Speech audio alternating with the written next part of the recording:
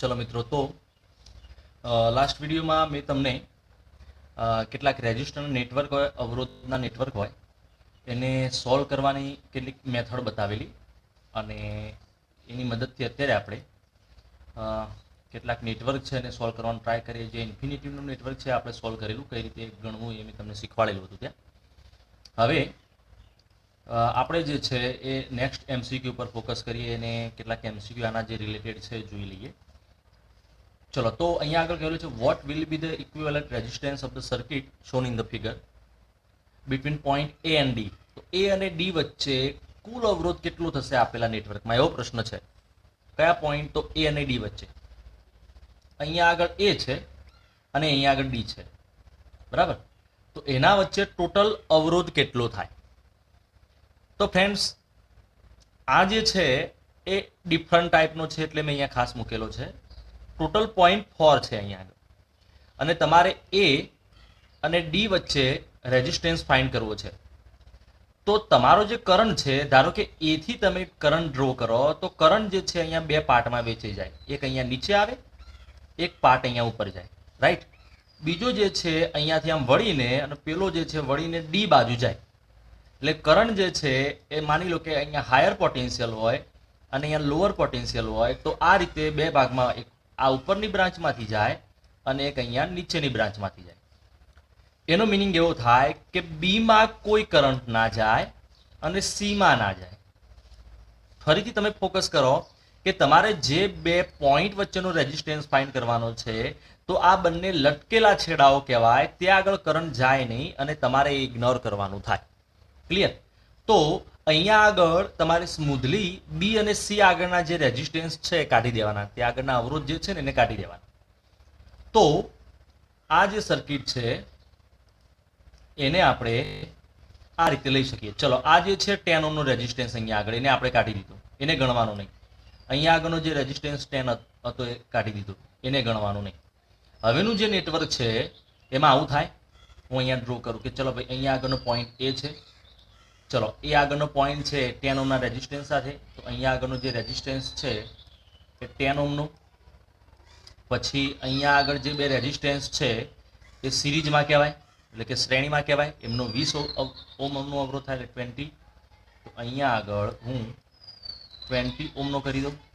નીચેના આ બે જે રેઝિસ્ટન્સ છે એ 10 અને 10 એટલે કે 20. તો 10 અને 10 એટલે 20.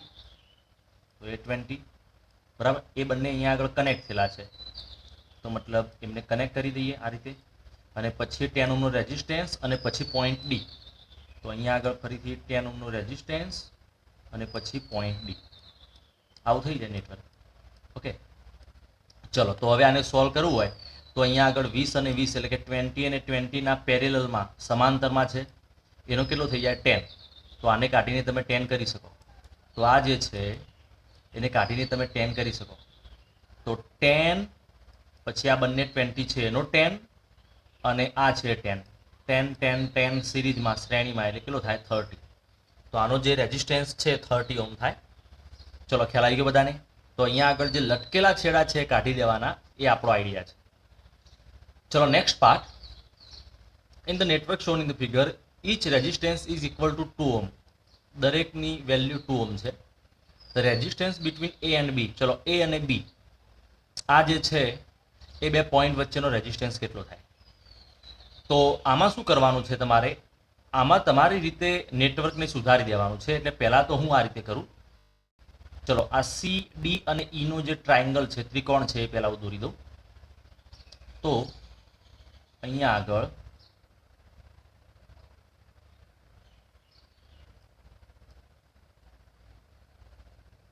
ચલો, આ બધા 2 ઓહમના છે.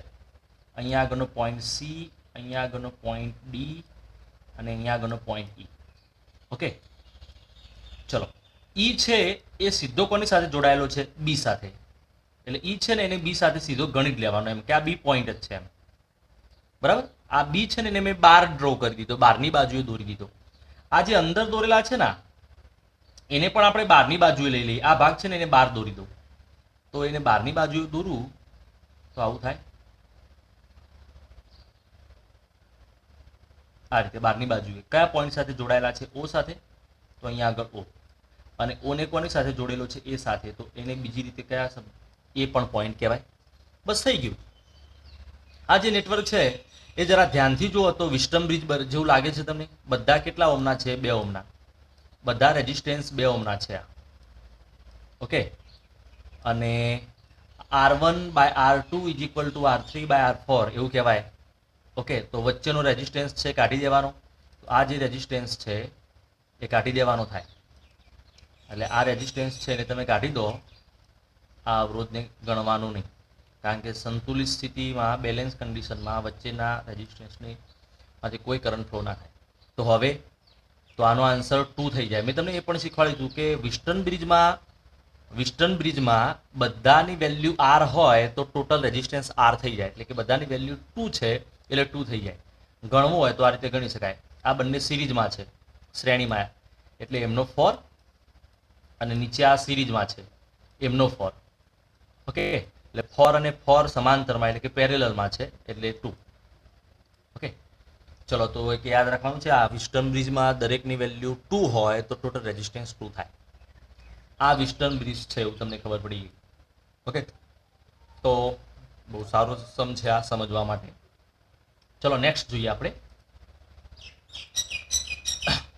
7 resistors are connected in shown figure. The equivalent resistance between A and B is, ચલો A અને B વચ્ચે 7 અવરોધો જોડેલા છે, તો કુલ અવરોધ કેટલો થશે? ફર્સ્ટ ઓફ ઓલ A છે અહીંયા આગળ B છે. જ્યાં આગળ આપણને સહેલું લાગે છે કનેક્શન પહેલા પૂરું કરી દઈએ. તો આ જે છે ને 10 અને 10 એ કઈ રીતે છે? તો તમે કહેશો સમાંતરમાં, પેરેલલમાં છે, એટલે એમનો કેટલો થઈ જાય? 5. ઓકે, તો આ બેને કાઢીને અહીંયા આગળ 5 નો ડ્રો કરી દેવાનો. બરાબર? તો આ ફિગર છે ને હું આ રીતે ડ્રો કરી શકું. એ જે 10 ઓહમનો રેઝિસ્ટન્સ છે એને કાઢીને ત્યાં 5, પછી અહીંયા આગળ 3, અહીંયા આગળનો પોઈન્ટ B, અહીંયા આગળનો પોઈન્ટ A. ચલો તો આ જે રેઝિસ્ટન્સ છે આનો, ઓકે, એનો કેટલો નક્કી કર્યો આપણે? 5. ચલો અહીંયા આગળ 5 ઓહમનો રેઝિસ્ટન્સ છે, પછી અહીંયા આગળ 8 ઓહમનો રેઝિસ્ટન્સ છે, ચલો અહીંયા આગળ 3 ઓહમનો રેઝિસ્ટન્સ છે, અહીંયા આગળ 6 ઓહમનો રેઝિસ્ટન્સ છે, 6, અહીંયા આગળ બીજો 6 ઓહમનો રેઝિસ્ટન્સ છે, 6, અને આ બધા કનેક્ટેડ છે આ રીતે. ચલો આ કેટલાનો છે? તો કે 8, અને આ કેટલાનો છે? તો કે 5. ચલો તો પહેલી સિમ્પલ સર્કિટ આવી થઈ ગઈ. આ જે છે એને પેલા કાઢી દીધા એટલે એનો 5 થઈ ગયો. ઓકે, હવે જરા ધ્યાનથી તમે જુઓ તો આ જે સર્કિટ છે એને હું બીજી કઈ રીતે ડ્રો કરી શકું? તો અહીંયા આગળ તો એના માટે હું આગળ વિચારું, આપણે એક અહીંયા 5 નું કર્યું, એ સિવાય અહીંયા 6 અને 6 આ બંને જે છે સમાંતરમાં, પેરેલલમાં છે, એટલે એમનો કેટલો થઈ જશે? 3. તો ચલો આ જે છે ને એની જગ્યાએ હું 3 કરું, જરા ધ્યાન આપજો.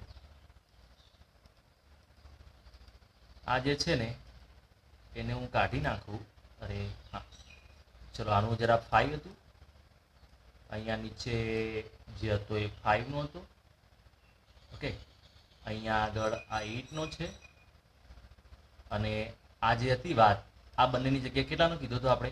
3 નો. ઓકે, આ તો 3 નો છે જ, એ સિવાય અહીંયા આગળ એક બીજો 3 નો. ચલો ઓકે, તો આ જે છે એ વિસ્ટમ બ્રિજ બની ગયું કહેવાય, કારણ કે અહીંયા આગળનું R1/R2 is equal two R3 આ જે છે R4 એ ટાઈપનું બની જાય. જરા ધ્યાનથી જુઓ તો આ જે છે વિસ્ટમ બ્રિજ છે આપણા કેસમાં, તો વચ્ચેનો રેઝિસ્ટન્સ છે એને કાઢી દેવાનો થાય. ઓકે, તો બેલેન્સ કન્ડિશનમાં છે વચ્ચેનો કાઢી દીધો, એટલે ઉપરની લાઈનમાં શ્રેણીમાં એટલે કે સિરીઝમાં થઈ ગયા 5, 3, એટલે આ ટોટલ 8 થઈ ગયો ઉપર. ઓકે, અને નીચે આ સિરીઝમાં થઈ ગયો એટલે કે એમનો 8 થઈ ગયો. તો ઉપર 8, ઉપરની બ્રાન્ચમાં 8 અને નીચેની બ્રાન્ચમાં 8, આ જે છે એમનું પેરેલલ કોમ્બિનેશન થઈ ગયું, એટલે કે સમાંતરમાં થઈ ગયું. તો 8 અને 8 સમાંતરમાં હોય તો 4, તો આનો આન્સર આવે 4. ઓકે, ચલો ચલો એક આ સરસ એમસીક્યુ છે. The equivalent resistance between A and B in the circuit will be. Okay, તો આ જે છે સર્કિટ, એ જે છે ને એ મેં તમને શીખવાડ્યું હતું ને, ઇક્વિપોટેન્શિયલ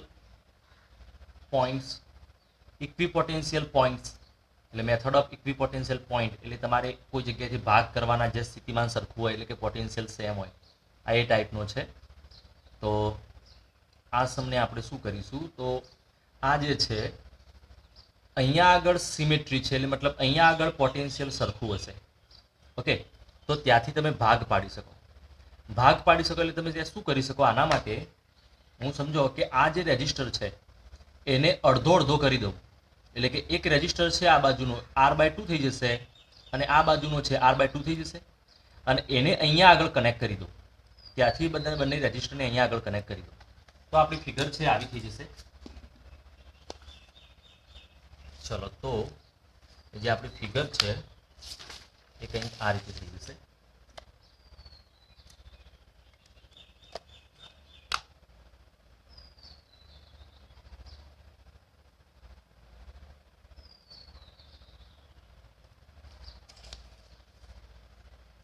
આ રીતે આપણું નેટવર્ક હતું. જરા ધ્યાનથી જોજો. ચલો, આ રીતે આપણું નેટવર્ક હતું. અહીંયા આગળ રેજિસ્ટર હતો, અહીંયા આગળ રેજિસ્ટર છે,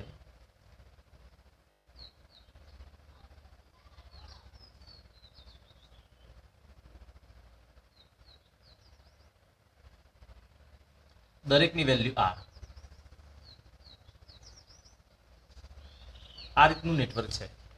મેં તમને કહ્યું ને કે અહીંયા આગળ ઇક્વિપોટેન્શિયલ સરફેસ થશે, એટલે અહીંયા આગળથી ભાગ કરી દઈએ તો આ જે અડધો અવરોધ છે એ આટલો R/2 કહેવાય, અને આ બાજુનો જે આ હાફ છે એ R/2 કહેવાય.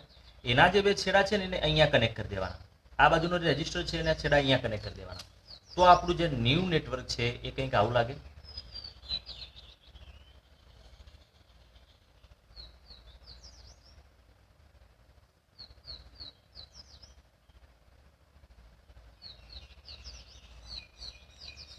ચલો, ABC, અને આ જે હાફ મેં અહીંયા કરવાનું કીધું એ રેજિસ્ટરને કાપીને અહીંયા આગળ લગાવી દીધો. એ ટુકડો કયો છે R/2 વાળો, એ રીતે આ બાજુનો જે છે હાફ એને આ બાજુ લગાવી દઈએ, એ કયો છે R/2. બાકીના બધા R ના છે એમ નહીં.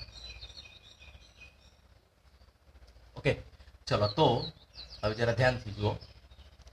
આને સોલ્વ કરવું હોય તો સૌથી પહેલા આ બંને સમાંતરમાં એટલે કે પેરેલલમાં છે, એટલે એમનો ટોટલ રેઝિસ્ટન્સ કેટલો થાય, તો R × R/2 ભાગ્યા R + R/2, R1 R2 by R1 + R2, એ પ્રમાણે તમે ગણવા જાઓ તો કેટલો થાય, તો R²/2 નીચે R + R/2 એટલે 3R/2.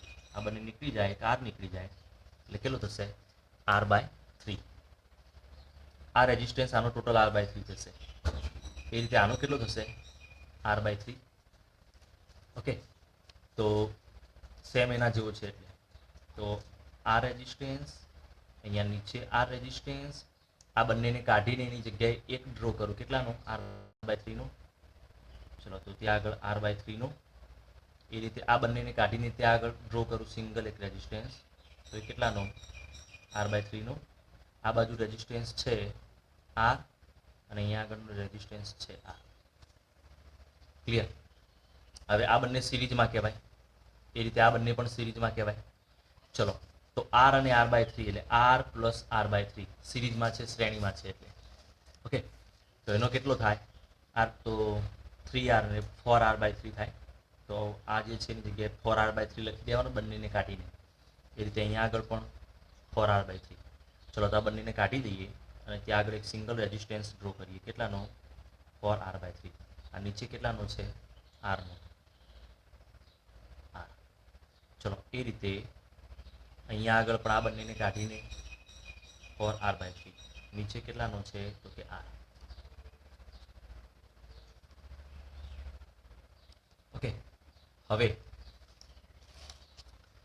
આ બંને પેરેલલમાં છે, એ રીતે આ બંને પણ પેરેલલમાં છે. કેટલાનો થાય તો R1 R2 by R1 plus R2, A equation પ્રમાણે ગણો તો 4R/3 ગુણ્યા R by 4R/3 plus R.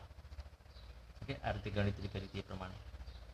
ચલો તો 4R/3 અહીંયા આગળ LCM લો, લસા લો તો 3R એટલે કે 7R/3 આવું થશે, અને એક R નીકળી જશે તો કેટલો થશે 4R/7, તો આનું થશે 4R/7, એ રીતે આનો પણ થશે 4R/7.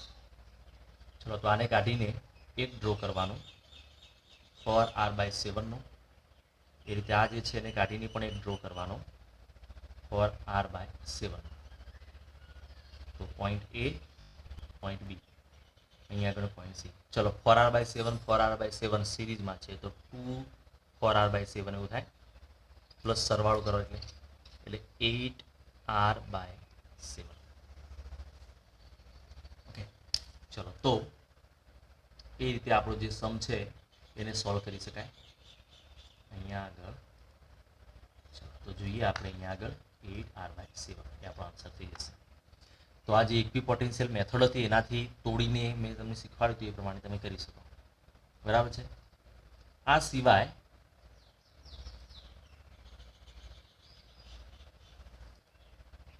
તમે અહીંયા આગળ આ સિવાય જો બીજી મેથડ કરવી હોય તો આવું પણ કરી શકાય મિત્રો, જરા ધ્યાન આપજો. આ સિવાય તમે અહીંયાથી છોડી દો અને આ જે રેઝિસ્ટન્સ છે એને અહીંયાથી વાળી દો, આમ ટોટલ આમ, એટલે અહીંયા આગળ R અને અહીંયા આગળનો R એ સીધો સિરીઝમાં કેટલો થઈ જાય 2R, તો પણ ચાલે. ઓકે, એ બીજી મેથડ છે.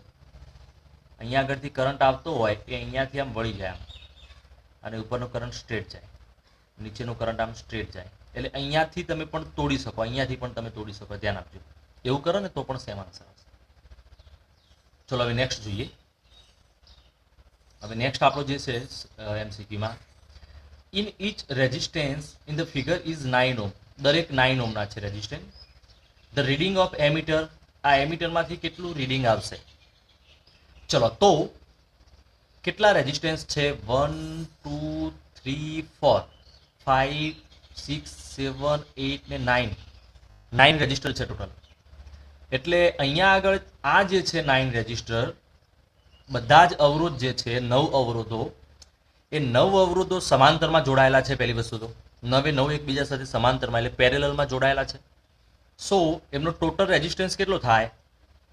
તો R/N આપણું ઇક્વેશન છે ને, પેરેલલમાં બધા રેઝિસ્ટન્સ સરખા, તો 9 દરેકની વેલ્યુ બાય કેટલા રેઝિસ્ટન્સ છે 9, એટલે ટોટલ રેઝિસ્ટન્સ કેટલો થાય? તો કે ટોટલ રેઝિસ્ટન્સ 1 ઓહ્મ થાય. એટલે આનો ટોટલ રેઝિસ્ટન્સ 1 ઓહ્મ છે. તો ટોટલ કરંટ કેટલો ફ્લો થાય સર્કિટમાં? તો ટોટલ કરંટ I = V/R. તો ટોટલ કરંટ છે એ વોલ્ટેજ કેટલો છે 9 વોલ્ટ. ચલો તો 9 બાય ટોટલ રેઝિસ્ટન્સ કેટલો આખી સર્કિટનો 1 ઓહ્મ, તો કરંટ કેટલો ફ્લો થાય 9 એમ્પિયર.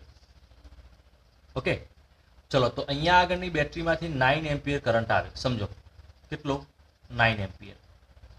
ઓકે, એમાંથી 1 એમ્પિયર અહીંયા આગળ જાય, બીજો આગળ 1 એમ્પિયર જાય, બરાબર, પછી આમાં 1 એમ્પિયર જાય, આમ દરેક બ્રાન્ચમાં કેટલો જાય 1 એમ્પિયર.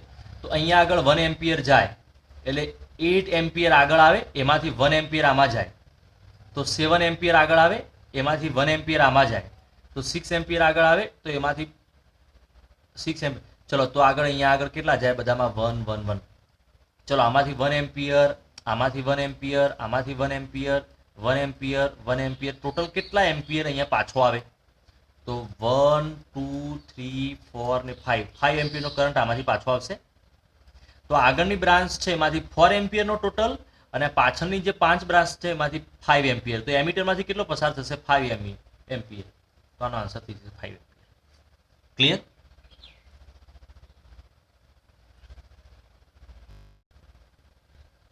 ચલો તો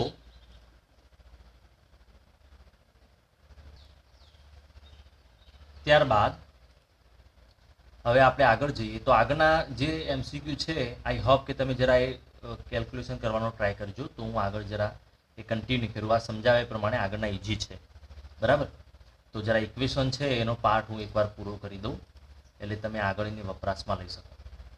ચલો હવે નેક્સ્ટ પાર્ટ છે સેલ ઇન વેરિયસ પોઝિશન, એટલે કે અલગ અલગ સ્થિતિમાં કોષોનું જોડાણ તમે કરેલું હોય ત્યારે.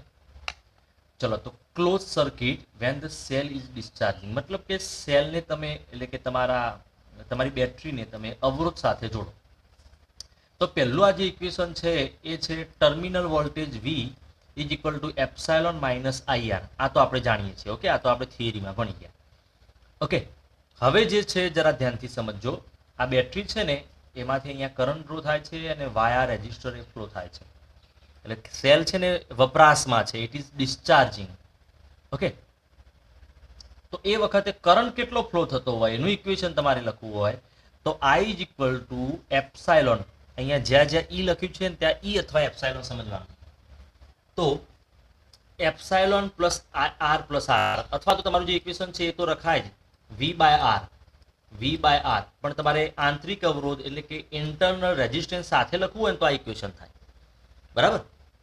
ચલો પાવર, તો પાવરનું ઇક્વેશન તો તમને ખબર છે, power P is equal to VI or I square R or V square by R. Okay, અને મોટે ભાગે એમસીક્યુમાં આ ઇક્વેશન વપરાતું હોય છે. મેં લખેલું છે કે તમે આઈ સ્ક્વેર જે છે એની વેલ્યુ આ ઉપરથી લાવીને મૂકો તો આવું ઇક્વેશન થઈ જાય. આ ઘણા બધા એમસીક્યુમાં વપરાતું હોય છે, જરા ધ્યાન આપજો. તમને પાવરના 3 ઇક્વેશન જનરલી ખબર હોય, વીઆઈ અથવા આઈ સ્ક્વેર આર અથવા વી સ્ક્વેર બાય આર. પણ જો ઈએમએફ ને એવું આપેલું હોય તો તમારે આ ઇક્વેશન વાપરવું પડે. એમાં શું કરેલું છે તો ફર્સ્ટ ઇક્વેશનમાં આઈની વેલ્યુ આ મૂકેલી છે.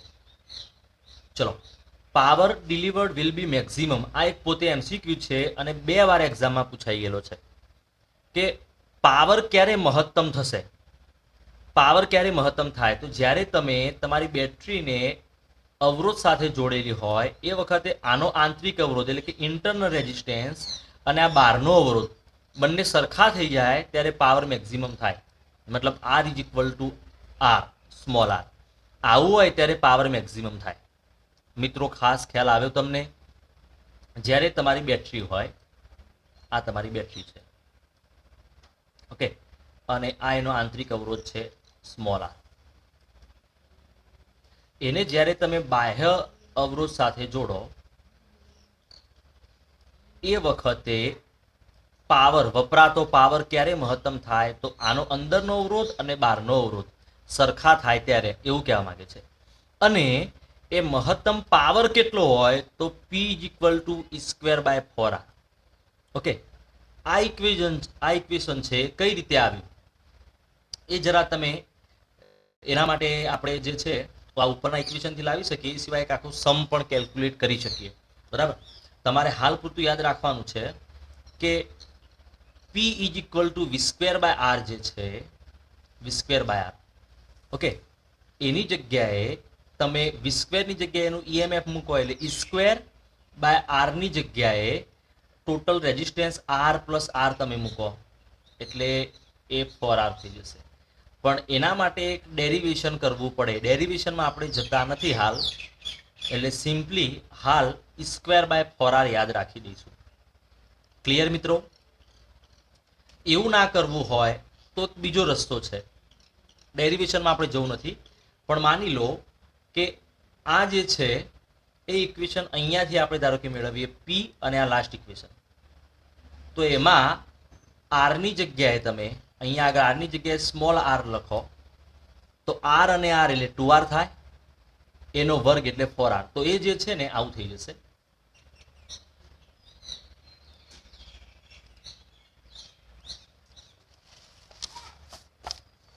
Power P is equal two, મેં તમને કીધું કે ખાસ જે આપણું ઇક્વેશન વપરાય છે ઈ આર પ્લસ આર નો સ્ક્વેર ઇન્ટુ આર. બરાબર, આપણે સિમ્પલ ડેરિવેશન કરીએ, એના મેન ડેરિવેશનમાં જતા નથી હાલ, મહત્તમ કેમ થાય ને એવું બધું. ચલો તો અહીંયા આગળ સમજો કે આપણું શું લખેલું હતું ત્યાં. ચલો તો હવે મેં શું કીધું કે પાવર મેક્સિમમ કરવું હોય, પી મેક્સ કરવું હોય મેક્સિમમ પાવર, તો આર ઇઝ ઇક્વલ ટુ શું હોય, સ્મોલ આર. આની જગ્યાએ સ્મોલ આર તમે લખવા જાઓ તો સ્ક્વેર બાય અહીંયા સ્મોલ આર લખો તો 2r સ્ક્વેર આવું થાય. અહીંયા આગળ સ્મોલ આર લખો તો square by 4r square into R. R અને આર. તો હાલ પૂરતું આપણે આ ઇક્વેશન અહીંયા સેટિસ્ફાઈ કરી દઈએ. તો યાદ રાખવાનું છે ખાસ. ચલો એનો ગ્રાફ કેવો થાય તો ગ્રાફ જરા આ રીતે થશે, જુઓ ધ્યાનથી. જ્યારે રેઝિસ્ટરની વેલ્યુ તમે બદલતા જાઓ તો પાવર છે ને વધતો જશે વધતો જશે વધતો જશે, અને જે વખતે R is equal to R થઈ જાય એ વખતે પાવર અહીંયા આગળ મેક્સિમમ થઈ જાય, અને પછી અહીંયા ડિક્રીઝ ફરીથી થવા લાગે, ઘટવા લાગે. એટલે ગ્રાફ છે એ ખાસ યાદ રાખવાનો છે. ઓકે ઓકે હવે ડેરિવેશન છે ને મેં અહીંયા આપેલું છે, અહીંયા આગળ મૂકેલું છે કે કઈ રીતે R is equal to R થાય, સ્મોલ આર. ઓકે તમારે જરા અહીંયા એકવાર મેથ્સવાળા સ્ટુડન્ટ છે એમને ખબર પડી જશે, બાયોલોજીવાળા આને ખાલી એકવાર સમજીને આગળ જવા દેજો, કારણ કે ડેરિવેશન જોવાનું નથી, આપણે ઇક્વેશન છે એનાથી કામ ચલાવવાનું છે. અહીંયા આગળ વિકલનની મદદથી આપણે પ્રૂવ કરેલું છે, ડેરિવેટ કરેલું છે. ચલો તો આ છે ગુજરાતીમાં આપણે લખેલું છે. ઓકે હવે લખેલું છે van the cell is charging the current is given to the cell. Okay તો અહીંયા આગળ જ્યારે ચાર્જ સેલ છે ડિસ્ચાર્જ થતો હોય તો શું લખ્યું હતું, V is equal to epsilon minus IR. ક્યારે? જ્યારે ડિસ્ચાર્જ થતો હોય એટલે સેલ વપરાતો હોય એટલે. પણ જ્યારે તમે સેલને ચાર્જ કરતા હોય એટલે કે વધારે વોલ્ટેજ સાથે જો તો પ્લસ થઈ જાય, મતલબ V is equal to epsilon plus IR થઈ જશે. તમે 2 વોલ્ટની બેટરી હોય એને તમે 6 વોલ્ટની બેટરી સાથે કનેક્ટ કરો તો 2 વોલ્ટની બેટરી ચાર્જ થાય, +2 પ્લસ અને -2 માઇનસ એ રીતે કનેક્ટ કરો. એ વખતે એવું થાય જ્યારે એ વખતે એપ્સાયલોન પ્લસ આઈઆર લખવાનું, જે બેટરી ચાર્જ થતી હોય ને એના માટે. ચલો તો અહીંયા આગળ નેક્સ્ટ છે open circuit and short circuit, બંને વચ્ચેનો ડિફરન્ટ આપેલો છે. ઓપન સર્કિટનો મતલબ શું કે તમે તમે સર્કિટ છે ને પૂરી ના કરી હોય, કરંટ ફ્લો ના થતો હોય. અને શોર્ટ સર્કિટ એટલે તમે વચ્ચે કોઈ અવરોધ જોડ્યા વગર બેટરીના બંને છેડા ભેગા કરી દીધા હોય. ચલો તો આ ઓપન સર્કિટ છે, તો આ જે બેટરી છે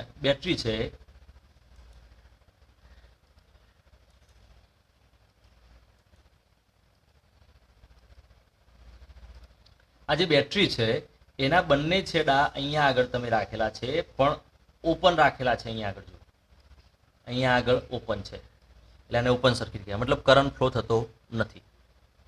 અને અહીંયા આગળ તમે કોઈ અવરોધ મૂકેલો નથી એટલે મેક્સિમમ કરંટ ફ્લો થવાનો ટ્રાય થશે આમાં. ઓકે તો કરંટ થ્રુ ધ સર્કિટ 0. કેમ? કારણ કે અહીંયા આગળ ગેપ છે ને, કરંટ 0 હોય. આમાં કરંટ કેવો હોય, આમાં કરંટ મેક્સિમમ હોય. મેક્સિમમ એટલે એપ્સાયલોન બાય આર, ખાલી બેટરીનો આંતરિક અવરોધ છે ને ઇન્ટરનલ રેઝિસ્ટન્સ એ આવે એટલે એપ્સાયલોન બાય આર આટલો કરંટ ફ્લો થાય. આમાં ઇન્ફિનિટી ના થાય, કારણ કે અંદર ઇન્ટરનલ રેઝિસ્ટન્સ હોય એટલે ઇન્ફિનિટી ના થાય. ચલો પોટેન્શિયલ ડિફરન્સ બિટવીન એ અને બી, આ બંને વચ્ચે કેટલો હોય તો જેટલો બેટરીનો વોલ્ટેજ હોય ને એટલો હોય. બેટરીનો વોલ્ટેજ અહીંયા 2 વોલ્ટ હોય તો અહીં એ અને બી વચ્ચે પણ 2 વોલ્ટ હોય. ઓકે કારણ કે કરંટ ફ્લો થતો નથી એટલે. આમાં વોલ્ટેજ 0 હોય, કારણ કે અવરોધ 0 છે એટલે કરંટ છે ફ્લો થશે મેક્સિમમ. અહીંયા આગળ કોઈ વોલ્ટેજ ના હોય. અહીંયા આગળ તમે વોલ્ટ મીટર કનેક્ટ કરો આ બે છેડા વચ્ચે, અહીંયા આગળ તમે વોલ્ટ મીટર કનેક્ટ કરો ને તો તમને વોલ્ટેજ બતાવે. ચલો પોટેન્શિયલ ડિફરન્સ બિટવીન સી અને ડી. સી અને ડી એટલે અહીંયા આગળના જે બે પોઈન્ટ છે સી અને ડી, એના વચ્ચે કેટલો હોય વોલ્ટેજ તો 0 હોય. કેમ? કારણ કે કોઈ કરંટ ફ્લો થતો નથી. કોઈ કરંટ ફ્લો થતો નથી તો V is equal to IR, તો વોલ્ટેજ 0. અહીંયા આગળ વોલ્ટેજ 0 હોય, અહીંયા આગળ પૂરેપૂરો વોલ્ટેજ હોય, બરાબર, કારણ કે વોલ્ટ મીટર વોલ્ટેજ બતાવશે, પણ અહીંયા આગળ કરંટ ફ્લો થતો નથી એટલે કોઈ વોલ્ટેજ મળશે. ચલો તો આ જે છે એનો ગ્રાફ આ રીતે થાય. આ જે છે એ ઓપન સર્કિટ માટે અહીંયા આગળનો પોઈન્ટ આવે કરંટ 0, અને અહીંયા આગળ શોર્ટ સર્કિટ માટેનો પોઈન્ટ આવે. જરા ગ્રાફ છે એને મગજમાં રાખજો.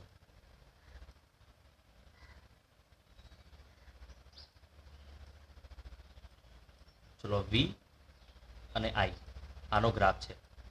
તો ઓપન સર્કિટ હોય એના માટે શું કીધું, કરંટ 0 હોય અને વોલ્ટેજ છે મેક્સિમમ હોય. તો કરંટ 0 મતલબ અહીંયાથી આપણો ગ્રાફ સ્ટાર્ટ થાય.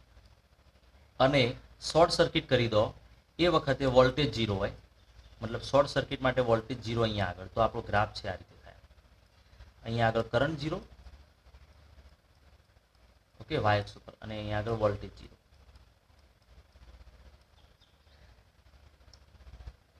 ચલો તો એને લઈને અહીંયા આગળ એમસીક્યુ આપેલો છે મેક્સિમમ પાવર ટ્રાન્સફરને લઈને, તો જરા એકવાર જોઈ લેજો.